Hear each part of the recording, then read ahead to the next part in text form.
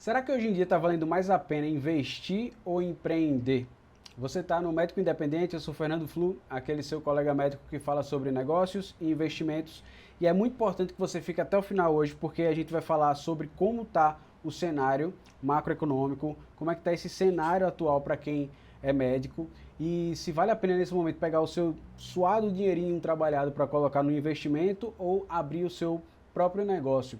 Tá? Então, assim, primeiro a gente tem que ter noção de que temos que ter um plano para sair dessa loucura de ter que trabalhar sempre para poder ganhar o nosso dinheiro. Né? Então a gente tem que ter uma saída, uma alternativa, além de vender o nosso tempo, já que o nosso tempo é escasso e existe um limite até o qual o mercado está disposto a pagar pela hora de trabalho da gente.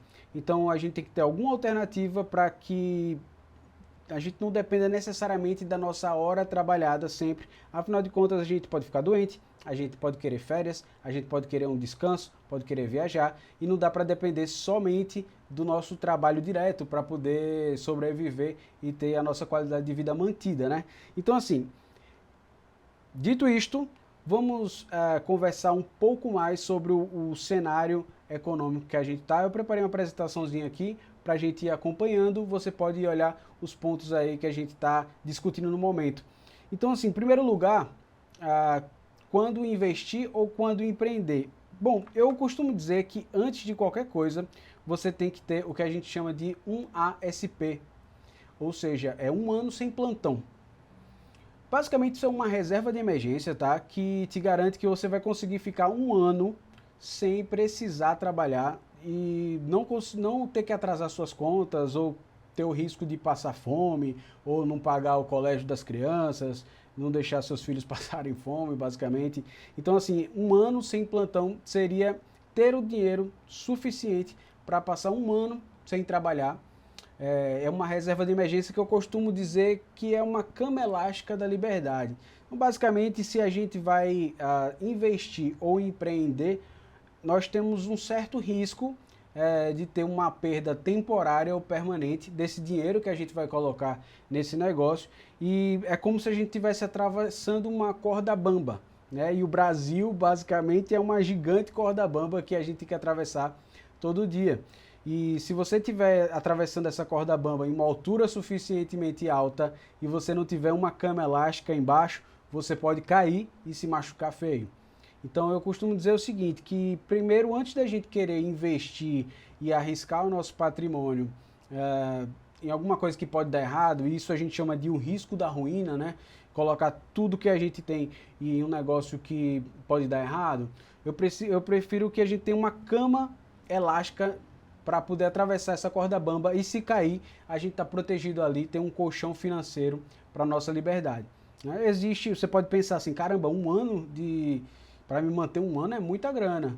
Mas existem métodos, existem formas da gente chegar nesse valor de uma forma consciente, prática e sem também passar fome ou ser miserável e economizar o dinheiro do cafezinho, tá? Mas assim, dito isto, colocando isso na cabeça que primeiro o ideal é ter essa reserva de emergência, vamos para o próximo passo, que é entender em que momento da sua vida você está em relação a dinheiro e se você quer ir para um lugar diferente.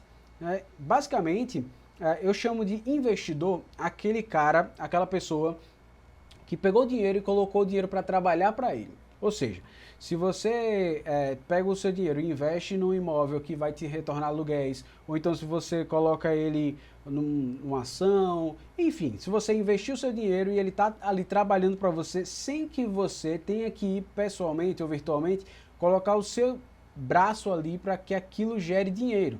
Tá? O investimento, é importante que o investimento ele trabalhe por si só. Senão, ele se torna um trabalho. Né? E muitas vezes as pessoas acham que investir é estar o tempo inteiro, todo dia na Bolsa de Valores, acompanhando a alta do dólar, a baixa do dólar, tá ali o tempo inteiro ligado, mas afinal de contas você é médico, né? E tem que trabalhar na sua profissão, se você quiser, e deixar o seu dinheiro investido num lugar onde você tenha tranquilidade, ali você consiga trabalhar tranquilo, sem estar pensando, será que eu estou perdendo dinheiro? Será que, né, eu estou colocando dinheiro no lugar arriscado? Então, basicamente, quem trabalha vendendo e comprando ações todo dia, acompanhando isso na bolsa de valores, eu chamo de negociante. E é esse mesmo nome que tem, né? Trader. O pessoal chama, né? Day trader ou swing trader. A galera que fica lá no mercado comprando e vendendo para poder ganhar nessa diferença entre valor mais baixo e valor mais alto.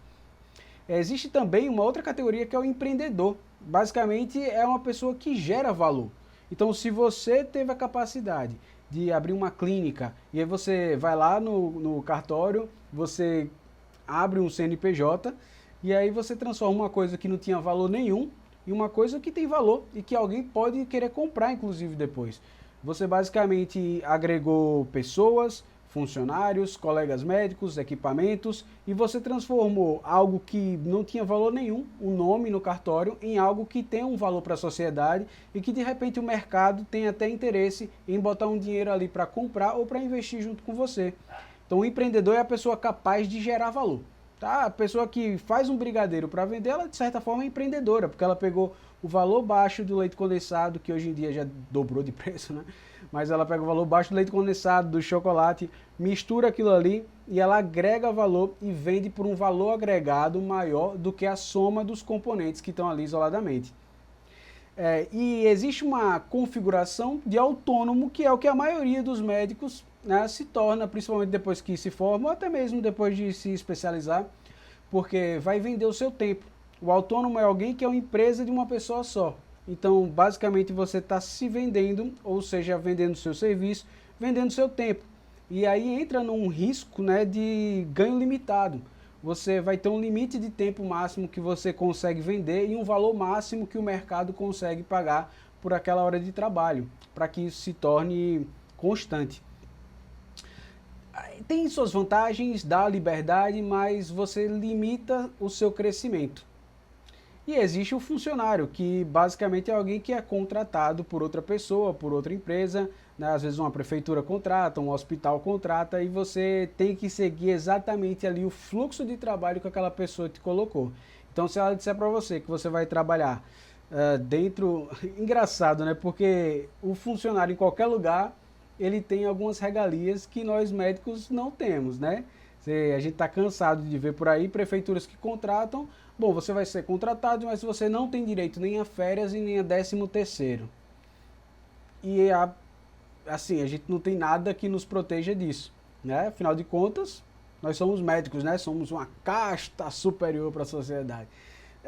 Esse é o problema de quando a gente trata o nosso trabalho não só como um trabalho, mas como a galera vê que a gente tem uma obrigação moral em relação a algumas coisas. Bom, então, se você percebeu, trabalhou até hoje, você sabe que às vezes a gente não tem direito nem a isso, né? Nem a 13º, nem as férias, dependendo das condições que você aceita esse trabalho. Bom, então assim, você vai ter alguém dizendo quando você tem que trabalhar, quanto vale o seu trabalho, quanto vale o seu mês de trabalho, quando você pode comer, quando você não pode comer, que roupa você tem que usar, dependendo do lugar, que regras de etiqueta você deve adquirir. Bom, então é um ambiente controlado, onde você não tem muito risco a ter que ir atrás do seu cliente, a ter que fazer a sua própria clientela. Geralmente o seu rendimento ele é fixo, não é tão variável quanto alguém que está se arriscando mais, mas por outro lado você tem essa limitação aí que é baixar a cabeça e ter que seguir todas as regras que o seu empregador te obriga a seguir, caso você queira. Então, assim, eu acredito que na vida a gente está aqui por muito pouco tempo. Nós investimos no mínimo aí 6 anos para quem é médico sem uma especialidade, e quem já trabalhou também acumulou trabalho, se especializou. A gente investe tanto, a gente se esforça tanto, e vai ter uma pessoa que muitas vezes nem é da área, né, médica, nem sabe o que a gente passou, não sabe nem o nosso valor, e ele é capaz de dizer o que você pode fazer ou não pode fazer e como você deve trabalhar. Eu acho que essa é a pior opção que tem. Então, se você considera um concurso público uma coisa muito boa, sei lá, eu estou deixando aqui a minha opinião, talvez você possa rever isso, porque aí você perde muita autonomia sendo funcionário de alguém, né? Então, basicamente, são essas categorias. Existe algo que, para quem quer sair desse mundo de apenas autônomo ou funcionário e quer começar a pegar o seu dinheiro e fazer com que ele trabalhe para você, então nós temos uma coisa muito interessante, que é a primeira coisa que você tem que saber quando você vai pegar o seu dinheiro e vai colocar ele em algum lugar, que é uma taxa livre de risco. O que é que significa uma taxa livre de risco? Basicamente, é uma taxa em que você pode emprestar o seu dinheiro para alguém e ele não tem risco de te dar um calote. E quem é a pessoa que tem mais condições de te pagar um empréstimo? Por incrível que pareça, é o governo. Né? O governo é o órgão mais confiável. Eu sei que é difícil a gente colocar essa imagem na cabeça. O governo é o órgão mais confiável. Olha, para te pagar uma dívida ele é. Sabe por quê? Porque se você pega o seu dinheiro e você empresta para uma empresa, se essa empresa quebrar, você corre o risco de não receber.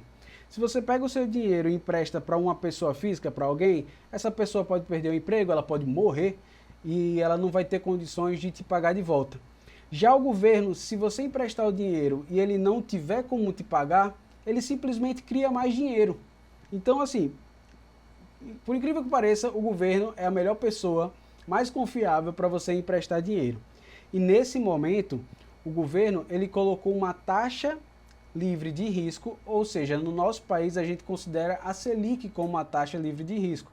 Ela é a taxa básica da economia, é como todo o mercado se organiza em torno de uma taxa para poder organizar a questão de investimento, empréstimos, abertura de empresas.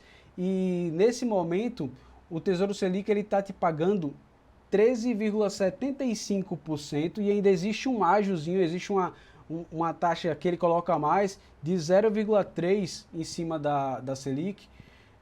Ele te paga 13,75% ao ano.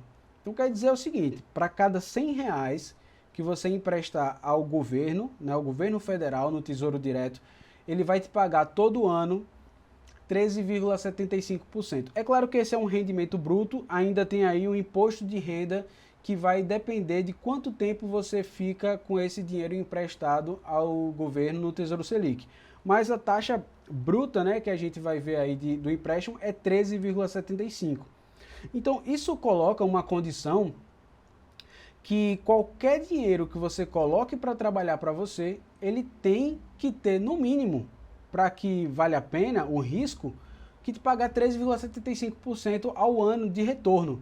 Então, pô, pensa assim, se eu tenho um dinheiro para colocar em algum lugar e o lugar mais confiável está me pagando 13,75%, qualquer outro lugar que eu tenha que correr um pouquinho mais de risco, ou seja, se eu emprestar o meu dinheiro para um banco, o Itaú, o Banco do Brasil, né, botar meu dinheiro no Banco do Brasil, ou sei lá, no Banco Inter, no Nubank, qualquer um desses, para eu colocar o meu dinheiro lá, eles têm que pagar no mínimo mais do que a taxa livre de risco.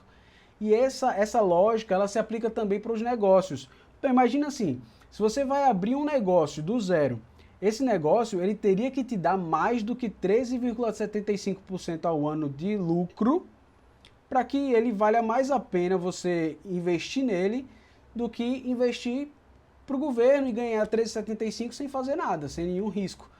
Então assim, além dessa taxa livre de risco, existe uma outra questão que a gente precisa prestar atenção, que são os juros reais. Então, qual é a diferença entre a taxa livre de risco e os juros reais? Bom, existe algo na nossa economia, na economia mundial, que se chama inflação. E a inflação basicamente é quando existe um aumento generalizado do preço das coisas no mercado. Tá? Algumas escolas econômicas elas consideram vários fenômenos para que subam o preço, mas a principal delas seria a oferta de dinheiro no mercado. Então tem muito dinheiro no mercado circulando, geralmente o preço das coisas aumenta. Isso é um assunto para um próximo vídeo a gente entrar em mais detalhes do que o que é inflação. Mas juros reais basicamente é quando você ganha um percentual e ele descontado a inflação te dá um ganho. Então, por exemplo, a gente viu aqui, tem uma fórmula escabrosa aqui para quem não gosta de matemática, né? É só ilustrando o que é a fórmula do juro real. E a gente tem um gráfico aqui do Banco Central sobre a inflação mais atual, que no momento está de 7,17%. Então, se você fizer uma conta básica aí daquele 13,75 menos 7,17%, isso é o juro real, né? Os juros reais que você ganha investindo o seu dinheiro para uma taxa livre de risco, investindo o seu dinheiro emprestando para o governo. Então, eu tenho um site aqui que eu gosto muito de ver, que é o Clube dos Poupadores. Eu vou mostrar aqui rapidinho para vocês. Bom, aqui é o Clube dos Poupadores. Esse site é bem legal, tem várias coisas aqui interessantes, você pode dar uma olhada depois em várias informações em tempo real. E a gente tem aqui ó, uma lista, vou até aumentar para ficar mais fácil de ver, uma lista dos países com maiores juros reais do mundo, ou seja, os juros no Brasil que eu tinha mostrado para você aqui de 13,75, com uma inflação de 7,17, nós temos uns juros reais de 6,14% ao ano. Então, no final das contas, se você for comparar o nosso país com outros países aqui listados, como China, México, Coreia do Sul, Canadá, Japão, Estados Unidos, você vai ver que existe aqui uma discrepância muito grande do nosso mercado brasileiro para o mercado internacional. Ou seja, aqui nos Estados Unidos, por exemplo, se você deixar o seu dinheiro emprestado para o governo no momento atual, nós estamos com inflação nos Estados Unidos mais alta do que a do Brasil. Isso é uma coisa assim inexplicável, né? Porque o governo brasileiro fez um trabalho, o Banco Central especificamente, né, que é independente, fez um trabalho muito bom em subir juros mais cedo do que o Fed americano percebeu que precisaria subir. Então qual é a ideia aqui? Subindo os juros, eu estou dizendo para o brasileiro que, cara, não abre negócio agora não, não pensa em empreender agora não, porque, cara, você vai ter que pagar uma taxa de juros muito alta se você pegar empréstimo, e a gente vai falar mais para frente sobre alavancagem, sobre empréstimos para a empresa. Então, assim, ele desincentiva que você abra seu negócio ou você coloque o dinheiro na economia para girar. Olha aqui os Estados Unidos. A taxa de juros nos Estados Unidos está 4% e a inflação está 8%. Isso quer dizer o seguinte, se você deixar o seu dinheiro emprestado nos títulos públicos americanos, você vai estar perdendo dinheiro, você vai estar perdendo poder de compra ao longo do tempo. Então isso aqui, na verdade, ainda é um incentivo para consumo e o que nos faz crer que o Fed, o Banco Central lá americano, ele vai acabar subindo ainda mais a taxa de juros para poder baixar essa inflação. Mas isso é um papo para outro vídeo. Vamos voltar aqui para a nossa apresentação. Por que eu quero que você entenda esse cenário de juros reais? Porque talvez não seja o momento de investir agora em seu próprio negócio, porque você tem um custo muito alto para isso. Além disso, veja só, nós temos algo chamado Risco Brasil. Esse gráfico basicamente é uma tradução do risco que os investidores estrangeiros enxergam no Brasil. E esse risco ele é afetado basicamente por políticas públicas, econômicas, austeridade fiscal, se o governo está usando bem o dinheiro público ou se tem alguma instabilidade acontecendo no país. Eu vou colocar aqui esse gráfico maior. Isso aqui traduz o risco que o Brasil tem de dar um calote, né, em investidores estrangeiros ou até para quem, como nós, assim, empresta o dinheiro para o Tesouro. Então você vê que existem aqui alguns eventos recentes que fizeram com que esse risco Brasil percebido fosse visto lá fora. Por exemplo, aqui o Joesley Day,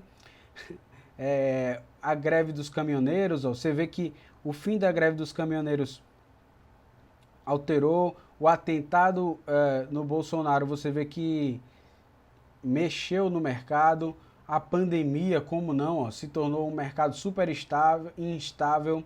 Nós temos aqui a demissão do presidente da Petrobras. Perceba, logo que o presidente da Petrobras foi demitido, você vê que o governo está interferindo demais nas empresas listadas na Bolsa, e aí o mercado precifica isso com risco. Então veja só, isso não é importante só para quem quer investir o dinheiro, mas para quem quer abrir empresas aqui no Brasil, Porque, cara, veja só, imagina que você está pegando o seu dinheiro e ao invés de poupar, você está colocando numa economia que pode simplesmente do dia para a noite dizer, ó, estou criando uma taxa aqui, uma tarifa a mais que você vai ter que pagar e isso vai reduzir o seu lucro. Ou então, a partir de amanhã, os dividendos serão tributados mesmo que você tenha uma alta taxa de impostos que a sua empresa paga, né? Então, assim, essa interferência, esse ambiente que o Brasil se encontra de alta interferência do governo na nossa vida, faz com que se torne imprevisível você tomar qualquer tipo de atitude financeira aqui no país. Então, a gente precisa ficar de olho nas políticas econômicas, no risco Brasil, em como isso interfere na nossa vida. E pensando nesse risco, às vezes, será que vale a pena investir aqui no Brasil ou você pegar o seu dinheiro e colocar para investir lá fora? Nos Estados Unidos, ou na Europa. A Europa também hoje em dia está meio zoada, né? Mas são economias que são naturalmente mais fortes e mais previsíveis do que o Brasil. Então tudo isso precisa ser levado em conta quando você for pegar o seu dinheiro e colocar em algum lugar, para você não perder esse dinheiro tão facilmente ou não perder a lucratividade. Então assim, levando em conta que você pode pensar em investir ainda nesse cenário tão turbulento, vamos pensar de que maneira vale a pena você investir de uma forma mais barata. A gente tem algo que a gente chama aqui de alavancagem financeira. Basicamente, existe uma frase aí do Arquimedes, né, ele diz o seguinte, cara, me dê uma alavanca grande o suficiente e um ponto de apoio forte o suficiente que eu consigo levantar o mundo. Então, a alavanca, né, o princípio físico da alavanca é que você coloca uma pequena força de um lado e ele exerce uma alta força do outro lado. E a economia capturou esse espírito da alavancagem para entender o seguinte, como é que eu posso transformar um capital que eu pago pouco nele e ele vai me trazer um alto resultado. Basicamente, quando você vai abrir uma empresa, o dinheiro mais caro que existe, aquele dinheiro que mais dói de colocar numa empresa para comprar, seja para comprar equipamento, seja para contratar funcionário, seja para comprar um imóvel, né, ou até alugar um imóvel, o dinheiro mais caro que tem é aquele dinheiro que vem do nosso próprio bolso.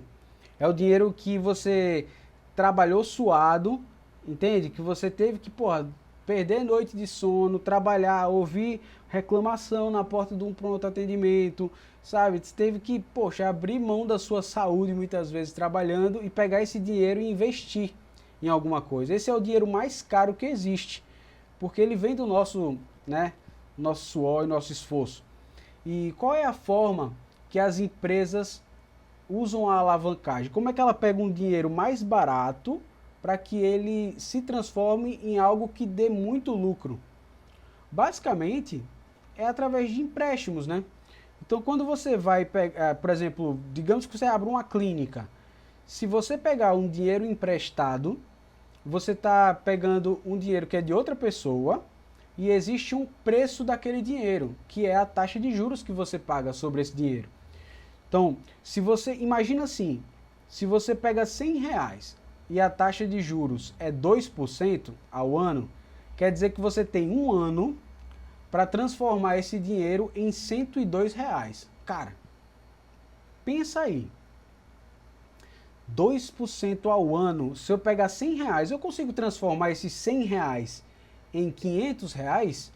Então, isso é uma alavancagem, entende? É você pegar um dinheiro barato, né? Um dinheiro que o risco de você conseguir pagar ele em um ano é tão baixo que quando você pega esse dinheiro e coloca em algum negócio, imagina aí, em algum negócio seu, você comprou uma máquina de ultrassom, tá? Uma máquina de 60 mil reais, a uma taxa de juros de 2% ao ano.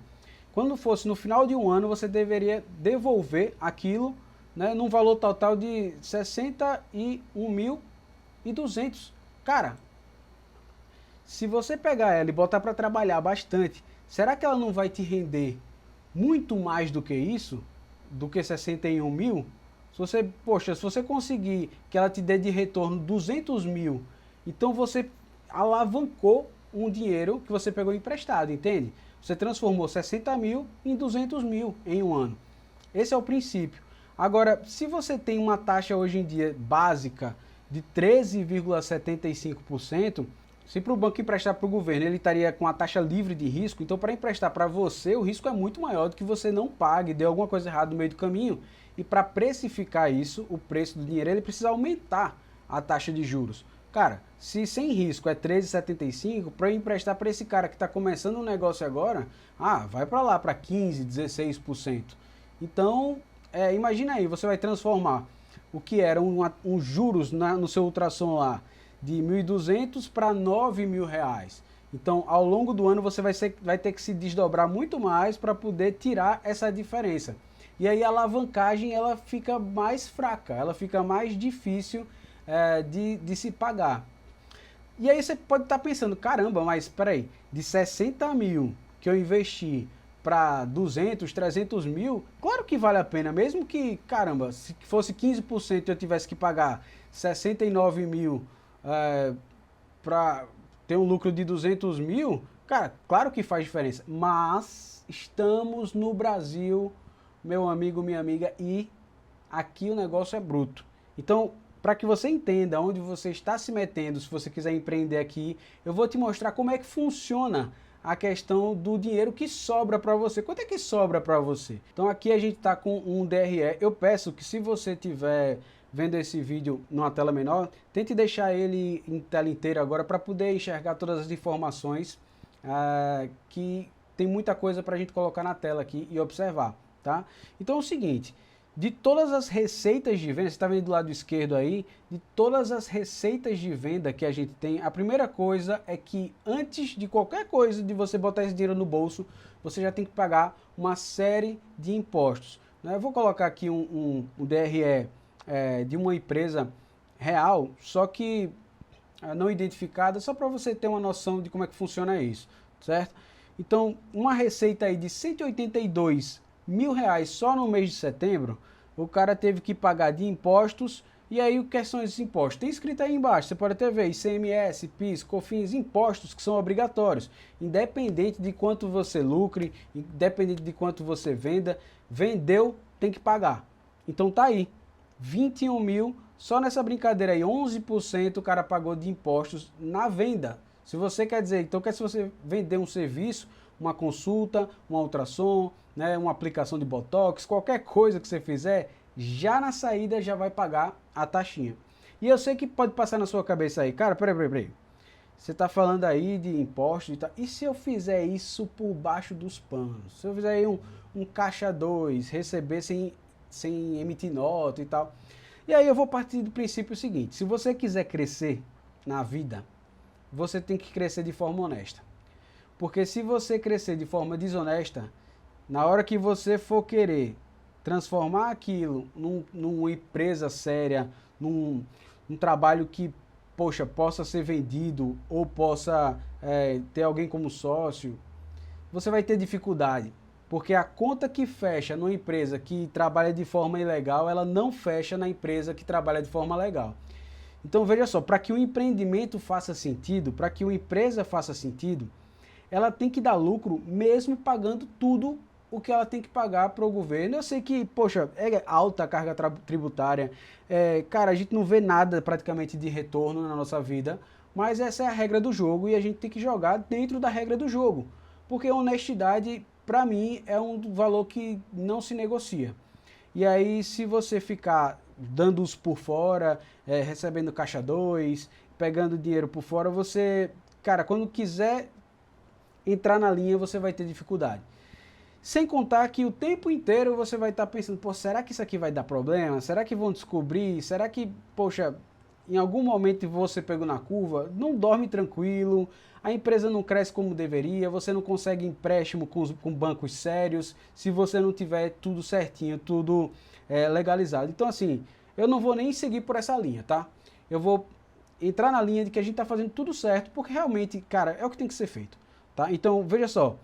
Você pagou 11% aí, nesse caso aqui, para o governo. E aí você tem a receita líquida. Então, basicamente, a receita líquida você acha, pronto, agora esse dinheiro vem para o meu bolso. Não, não é bem assim. Então vendeu tudo, tirou os impostos imediatos daquilo ali, sobre aquele serviço, você vai ter a receita líquida, né? A receita líquida vai ser basicamente o dinheiro que você tem depois de pagar ao governo o que você deve, tá? Então vai vendo. Só que para poder você ter aquele serviço, você teve que gastar com alguma coisa. Se você vender esse produto, ou se você vende, por exemplo, a aplicação de Botox, alguma coisa do tipo, além do preço do Botox, você teve que comprar aquele Botox, né? Então, assim, você teve que pagar alguma coisa sobre aquilo. Ou sobre alguém que aplicou aquele produto. Então, vamos dizer que fosse uma ultrassom. Então, aqui você tem a mão de obra da pessoa que fez a ultrassom para você. Então, esses são os custos operacionais do negócio, entendeu? Não estou nem falando de outros custos. Operacional. Para poder vender aquele serviço ou aquele produto, você teve custos. E aí, você tirando esses custos, daí o lucro bruto de 45 mil reais, nesse caso aqui, por exemplo. Então, veja bem, só aqui o cara vendeu 180 mil e já sobrou para ele só 45 mil, pagando tudo que ele tem que pagar para poder viabilizar a operação. Só que além disso, meu amigo, minha amiga, a gente tem as despesas fixas. Então IPTU, a gente tem salário, Prolabore, energia elétrica, água, internet, telefone, aluguel, tudo que é despesa fixa no mês corrente, você vai ter que pagar também, não é isso? E aí vai ficar o seu lucro, né? Que teoricamente seria um lucro livre, né? O lucro líquido da operação. E aí, quando você acha que vai tirar esse dinheiro só para você, o governo vem e diz assim, peraí, você teve lucro líquido ainda? Sério? Se você teve lucro líquido, você tem que me pagar mais um pouquinho, pô.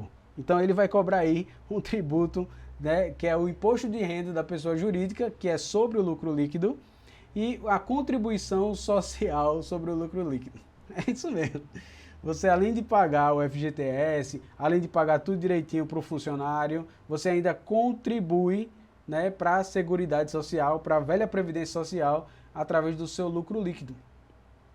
E aí sim, beleza, apareceu o resultado líquido, né, total, que é o que sobra no seu bolso. Veja, nesse caso aqui, sobrou 8,94% para a empresa. Só que eu vou trazer um exemplo aqui, esse foi um exemplo fictício, tá? Eu vou trazer um exemplo real, de uma empresa gigante com quase 100 anos. Eu vou trazer os dados reais aqui do grupo Fleury, tá? Ele está listado na bolsa e aí a gente tem acesso às finanças do Fleury. Fleury é uma empresa de quase 100 anos, é um laboratório muito, muito famoso, né? Tá no Brasil inteiro. E aí eu estou trazendo aqui o demonstrativo deles. Veja, ele tem uma receita líquida, né, anual de 4 bilhões de reais. Isso mesmo. Só que para poder lucrar 4 bilhões, ele gastou 3 bilhões. Então veja, é uma empresa que está operando no positivo, né? Aqui, ó, com lucro bruto de 1 bilhão. Aí você vai ter as despesas, né? Então veja só, a gente está falando de uma empresa muito conceituada, certo? Que teve 4 bilhões de receita no ano, e o lucro líquido, o que sobrou para a empresa depois de pagar tudo, foi 349 milhões. Cara, olha para isso.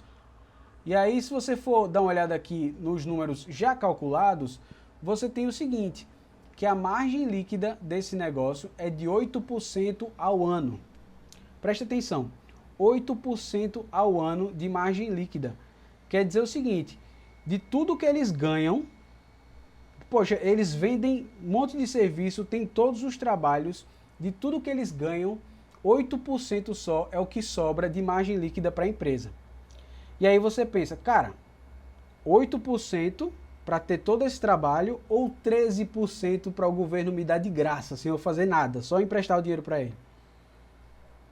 Se você for por essa ótica, talvez você pense realmente em só emprestar o dinheiro para o governo.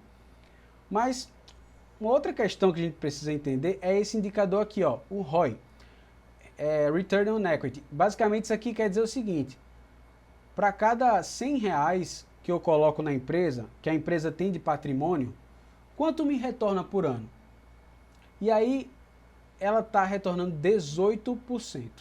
Então veja só, se você for olhar só o quanto a operação da empresa gera, você talvez ache que não vale a pena abrir uma empresa. Mas se você for parar para pensar que todo o patrimônio que você coloca lá, ele está criando um valor, ele está gerando um valor para você que você não tinha antes, e que aquilo ali pode se multiplicar e crescer, e trazer mais gente para trabalhar com você, e de repente você consegue empréstimos melhores, e aí de repente em outro momento do mercado você consegue alavancar e fazer que o patrimônio cresça. Nesse momento, a empresa, com quase 100 anos de mercado, é verdade, para cada R$100 de patrimônio líquido que ela tem de volta 18%. É mais que o governo, mas cara, nesse momento para pensar, vale a pena o risco de toda a operação no Brasil inteiro, com todos os gastos, para ganhar 5% a mais do que o governo está pagando? No caso do Fleury, poxa, você tem que botar na balança, né? Mas olha só, eu quero trazer aqui uma coisa para você olhar. O valor de mercado dessa empresa é 5 bilhões. Cara, veja só, 5 bilhões. O patrimônio líquido dela é quase 2 bilhões. Então, se você pegar tudo que você investiu na empresa, tirar as dívidas e você vender ali tudo que você tem de patrimônio, de imóveis ou de repente máquinas, tudo que tem de patrimônio líquido daquela empresa gera 2 bilhões. Mas o mercado está precificando essa empresa com 5, quase 6 bilhões. Então veja aí, você está criando um valor que vai dar muito trabalho, poxa, vai te colocar um risco em cima disso. Você tem que entender que quando você vai empreender alguma coisa, é diferente de você investir. Você tem que ter a cabeça, duas cabeças diferentes, tá? Enquanto investir é algo que você precisa correr mais de riscos e, claro, ter o risco calculado daquilo e ter um retorno, é o seu dinheiro trabalhando sozinho para você. Isso é uma estratégia, tá? É uma estratégia de como você cresce, de como você ganha dinheiro. E investindo é uma estratégia. A outra estratégia também é empreender. Então entenda que são mundos completamente diferentes. Investimento e empreendimento são mundos que se encontram, mas são completamente diferentes. Porque veja aqui, apesar de você ter uma margem líquida, ou seja, no final do mês, no final do ano aqui no caso, sobrar 8%, isso é muito menos do que o governo te paga, você tem que ter uma mente de que você está criando valor, você está gerando valor em cima de um negócio que, olha aqui, nesse caso está pagando 18% no equity, ou seja, no patrimônio líquido, em todo o dinheiro que já foi investido ali, 18%, e que além disso o mercado pode precificar a ponto de você vender a sua empresa num valor muito acima do que você gastou para que ela acontecesse, existisse e crescesse. Então, no final das contas, você tem que ter a sua cabeça dividida aí em dois escopos, tá? Investimento e empreendimento é totalmente diferente. São duas cabeças diferentes. Investimento é pegar o meu dinheiro e colocar ele para trabalhar para mim. Ponto. Com o menor trabalho possível, com a menor dor de cabeça possível, porque eu estou investindo meu dinheiro, porque eu quero que ele trabalhe para mim sozinho ali e ele me traga retorno passivo. A ideia é essa do investimento. Né? E enquanto que empreender, não, cara, empreender é mais trabalhoso. Empreender você vai pegar algo que não tem valor nenhum, uma empresa que começa do zero, já começa cheia de dívida, porque você tem que pagar contador, funcionário, muitas vezes sem clientes, entendeu? Então você precisa entender que a empresa, quando você abre, é algo que deve gerar valor, deve criar valor em torno de si mesmo e valor para a sociedade, a ponto do mercado enxergar essa empresa com tanto valor e precificar ela mais do que o patrimônio que ela tem para entregar. Tá certo? Então, eu espero que tenha clareado a sua mente e que você tenha entendido a diferença entre investir e empreender, tenha entendido sobre taxa livre de risco, o que envolve todo esse mundo.